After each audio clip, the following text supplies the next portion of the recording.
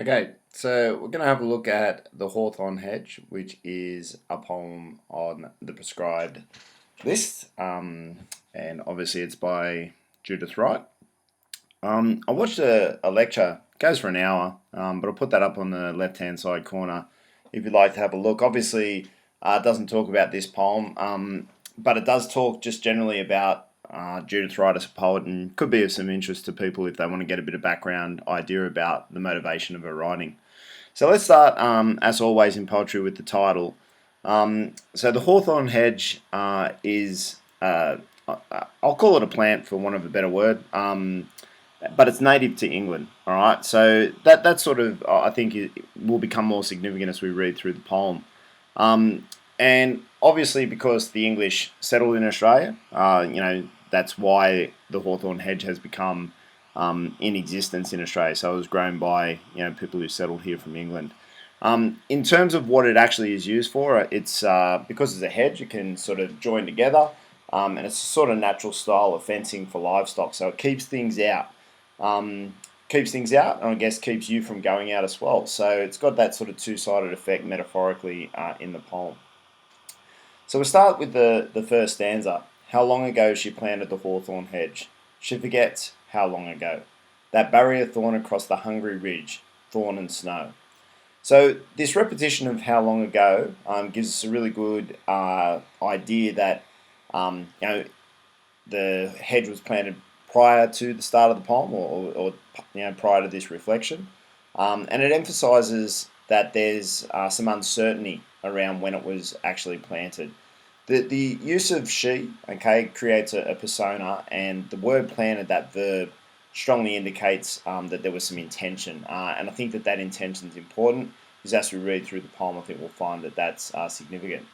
I mentioned this a bit later in my notes, but I think it is significant, that idea of the hawthorn hedge, being not native to Australia, that it's been imported in, and is traditionally an English sort of plant. The idea too that she forgets, sort of stems in. I think it connects with the how long ago. There's this, it's questionable whether, obviously, does she forget or does she want to forget? So there's this question mark around the idea of she forgets, as to, why does she forget planting, this hedge, which does seem to have a fair bit of significance on the basis that the poem is primarily about the hedge. All right, so does she forget? I mean, I think that's a question that we want to ask as we're going through. The barrier thorn, obviously it's fairly accurate, because the hawthorn hedge has thorns in it. Like I said at the outset, it does create a barrier, a style of fencing. So you can see why that makes sense. But more metaphorically, it's obviously natural. But the idea of the thorns, the question is, I'm going to interpret it that it's to keep the world out, but it has that two-sided effect, that it keeps the persona in as well, and not able to access beyond the hedge, which I think is important. And that sort of idea of that barrier thorn across the hungry ridge, certainly, obviously, this personification of the ridge as hungry, sort of typifies the Australian landscape as needy, and as wanting something. And this, I think, is probably, I guess I'm making a generalisation here, because that, I would think, that is fairly representative of the Australian landscape. It needs a lot from the people who inhabit it, but it might not necessarily give you a lot back. So it can be quite a harsh reality, the Australian landscape. Then it goes into this thorn and snow, and to me, obviously, the thorn represents the the actual sort of aspect in the hedge. It's got a little bit of sharpness to it, and the snow represents the flowers that come up when it's flowering. Now, obviously, this is quite a contrast of images, because thorns are quite aggressive, in terms of what they can do, and cutting people and having a consequence. Whereas snow is, whilst it's cold, as a sort of image, it's a pretty or sort of more romantic style sort of image. So this contrast between those two things shows that the hedge can be fairly unforgiving, but can also be fairly inviting. All right, so there is this sense in the first stanza of this uncertainty over a few different aspects, and this sort of incongruity in terms of some of the images that are created. We go on to the second stanza, and we see that the hedge quickly establishes itself in this landscape. Okay, so it's obviously planted, and it quickly becomes something more substantial. So it is twice as tall as the rider on the tall mare, who draws his reins to peer in through the bee-hung blossom. Let him stare. No one is here. So this idea of the repetition of tall, sort of really emphasising how the hedge has quickly become quite dominant in the natural landscape. And I think too that sort of simile, twice as tall, to me is a fairly big exaggeration, because a really tall horse, and a man sort of sitting on top of that horse, for it to be double that size, we're talking about a fairly significant hedge. Okay, so I think there's a bit of an emphasis there. I checked up images of the Hawthorn Hedge, and it was tall, but I'm not sure it was that tall. But I think it's an important aspect of the poem to make the hedge seem quite dominant and quite overpowering in terms of the natural landscape. Pretty much, you can't see anything else. So if it's that tall that a horse is standing, behind it with a man on it, and it is double the height, then realistically this Hawthorn Hedge is shutting out the outside world entirely. Okay, so he draws his reins, so pulls over to the Hawthorn Hedge to try and look through the bee-hung blossom. So the white snow, sort of the white flowers are out, so it's blossoming. But obviously, and we'll see this later on, when it's blossoming, it's obviously fuller, and it's less likely that you could actually see through the hedge. But this persona on the other side of the hedge says, "Let him stare. Let him stare at me. That is okay if it wants to do that." And you see now that this truncation of sentences becomes quite evident. So it's been quite a long, sort of elongated way of sentences. There's been some hyphens and some colons to try and sort of break it up. But essentially, these are quite jarring sentences in relation to the rest of the poem at this stage. So when we've got this thing, "Let him stare," he can look into the Hawthorn Hedge all he likes, but he won't see anything. This essence, though, of "no one is here," does really suggest strongly that the persona feels like they are of little significance. That even if the writer could see through the hedge, that there wouldn't be anything significant to see. And we start to, I guess, I think, get this sense that the persona is finding having some difficulties with their own personality. Okay, and finding it difficult to sort of see themselves as having much self-worth. All right, and we'll comment more on that as we go. So then in the third stanza, "Only the mad old girl from the hut on the hill, unkept as an old tree. She will hide away if you wave your hand or call, she will not see." So we get this idea that the persona starts to, sort of again reference herself in a negative manner. So mad, old, unkept as an old tree. So this simile as well suggests that the persona doesn't feel like the presence of this hedge is actually making them a positive person. So they're thinking that they're going mad, that they're getting old, and that they're unkept.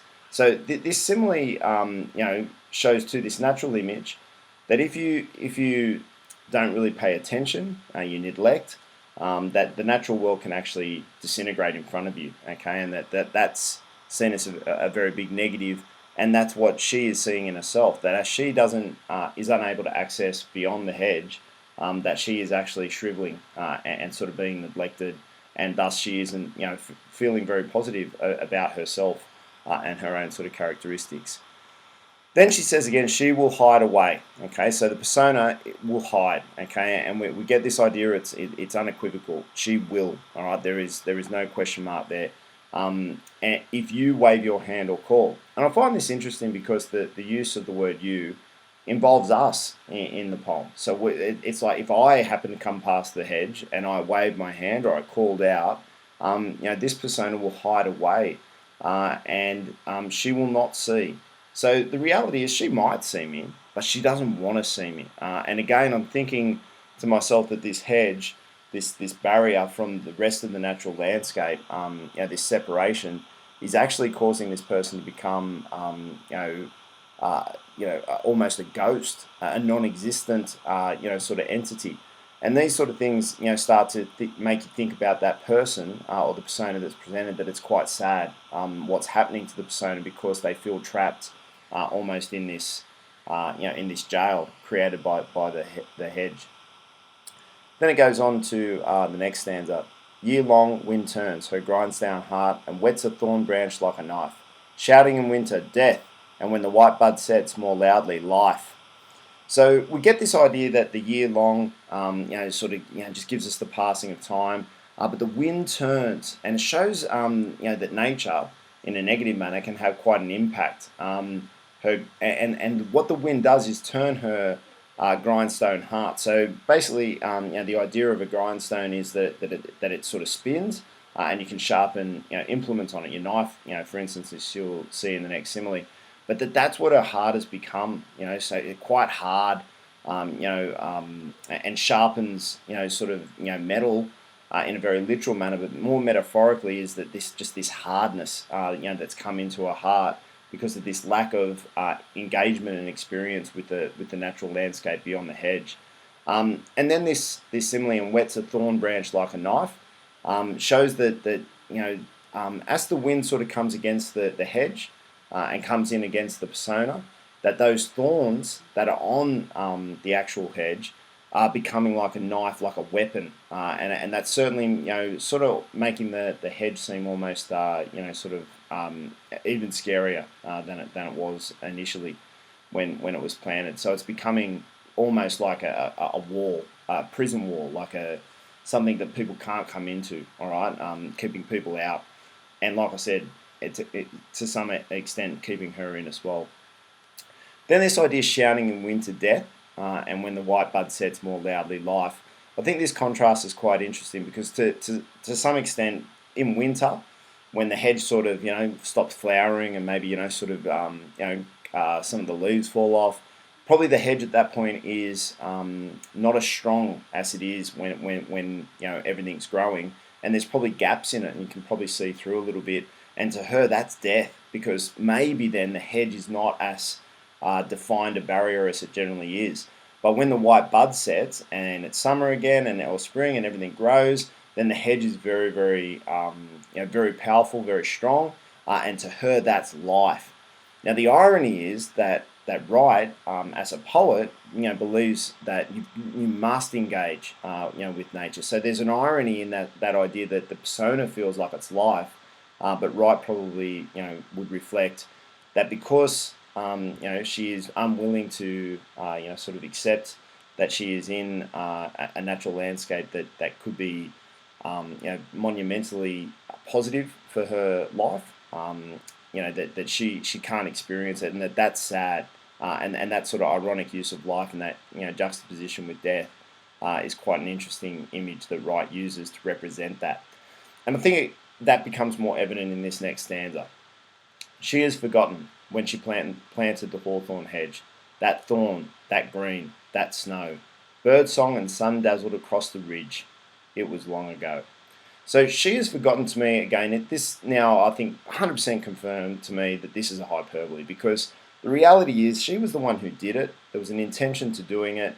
But I think the emphasis is, and the exaggeration is, that as soon as she planted it, she was going to close herself off from the world and from opportunities. Once she closes herself off from those opportunities, the reality is that she no longer can really function within herself. So she forgets when it was and what's happening, because it's been, no matter how long it's been, her mind and her personal self, her esteem, it's gone. So then it again says she's forgotten she planted the hawthorn hedge. And this is where I really start to think that by planting a hawthorn hedge, an essentially English or British plant in an Australian climate, that she made a distinct decision not to really engage with the Australian landscape. And that by making that decision initially, she never gave herself the opportunity to actually immerse and enjoy what it meant to be in that Australian landscape.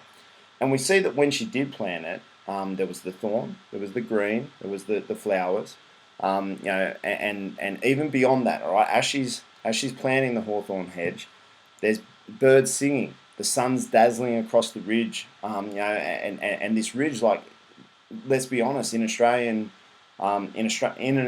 context, the ridge could be very dangerous. But when the sun's dazzling across it, you see its beauty. But that chance, that opportunity to really immerse herself in that reality and that maybe that challenge of being a part of the Australian landscape, it was long ago, and she missed that chance by planting the hawthorn hedge and by choosing intentionally not to engage with that Australian landscape.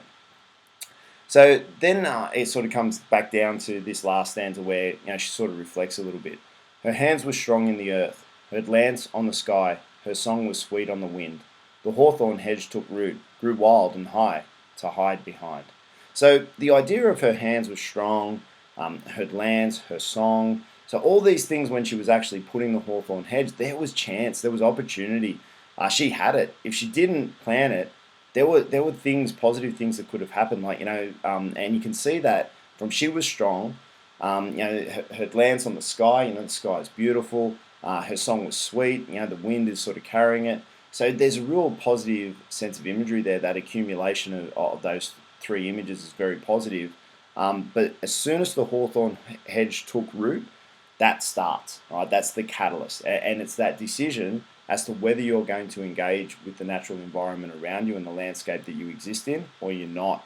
And as soon as that took root, as soon as she dug the soil and put it in, she took herself away from that ability to be with the Australian landscape. So then she says, once the hawthorn hedge is there, it took root, it grew wild. And to me, like, the idea of wild, obviously literally, it grew very quickly, and it took up, sort of a lot of space and grew quite tall, as we saw in the first stanza, or the second stanza. But I think more the wildness is that she lost control. As soon as she planted it, she lost control of what she was going to do in the Australian landscape. She no longer had the choice to engage. She made a decision on that day, and once that decision was made, there was no turning back, which is quite sad. That she didn't give herself the chance to really engage further. The idea of the height, and the hedge itself is that she hides behind it. And the reality is, anytime we hide behind anything, we really can't truly engage and find what it is to be us and to be who we are. So it's a real disappointment that she sees the hedge growing high is a positive, so that she can hide behind it. But because of that decision to not engage, she gives herself little chance to be at one with the natural landscape, and by doing that, she really closes herself off to opportunities and experiences, and is worse off for it. Okay, and I think that's the ultimate sort of idea, that she is not benefited by the hedge and by that sort of barrier from the natural world. So overall, to me, I think what the hawthorn hedge is about, and you can see in the black writing at the bottom, is sort of a bit of a summary.